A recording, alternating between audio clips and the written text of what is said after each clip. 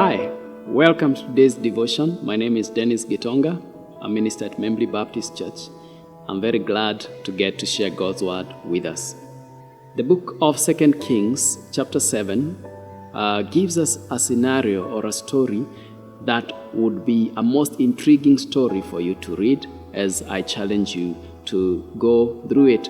It begins with a siege by the king of Syria upon Samaria, one of the key cities of Israel. And he besieges the city to a point where there is so much famine until the cost of a donkey's head goes so high and the cost of dove's dung that goes high as well. To make matters worse, the other thing that happened is that even the people themselves decided to eat their own children. And we have a scenario of a woman who makes a pact with another woman to have their sons as their food for 2 consecutive days. And of course, one of them gets out of the deal and decides to hide their child. Now, this story is so desperate. It is so desperate until when the prophet of God, Elisha, speaks of a change the following day. It is so unbelievable that one of the officers of the king of Israel remarks this: "Look, even if the Lord should open the floodgates of heaven, could this happen?" As in, to this officer, it was so impossible for the circumstance to change. But unfortunately, he did not just give up on the circumstance, he gave up on the God that was able to change that circumstance. We find that God brings this to fruition when he uses 4 lepers who decide to go to the Syrians' camp and get some help or die, whatever that meant.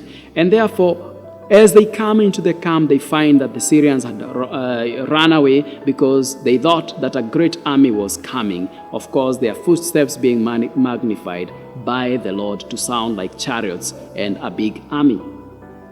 Now, we find that it was soon after this that the siege among the people of Samaria actually came to an end. Now, we find ourselves like the people of Samaria, having been under a siege, mostly because of the coronavirus. Our economy has been so hardly strained that we find that some of us have lost our jobs, our businesses. Some of us have slept hungry. And like the people of Israel, we are likely to have been tempted to do some of the most unimaginable things.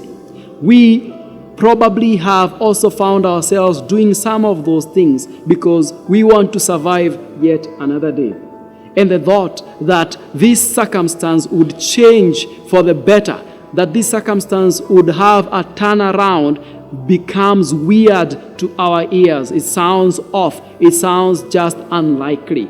Now, like the king's servants or the king's officer, we can easily look at the impossibility of such a crisis to be resolved. We can think that there is no hope for a circumstance. But the Bible tells us that our God is the same yesterday, today, and forever. That he is not changing. And like he did for the people of Samaria, he can miraculously take away the siege that we are under. That he is able to change the situation for the best. And like the people of Samaria, we also have an opportunity either to go with the officer's point of view or to go with the leper's point of view. Now, these lepers were helpless. They did not know what to do because they couldn't get into the city because they were supposed to be outside the gate, and they felt afraid that the Syrians would actually kill them. But they decided, if we stay here, we are going to die anyway. So let's try and see whether we can solve the problem. And so God uses their courageous faith to bring about a change of circumstances, not only for them, but even for the people of Israel. The officer decided that God was not capable of solving the problem for them. And so he signed off God, and he decided there is no hope for our situation. And today, as we think about what we have been through, we can ask ourselves the same question that these people would have asked themselves.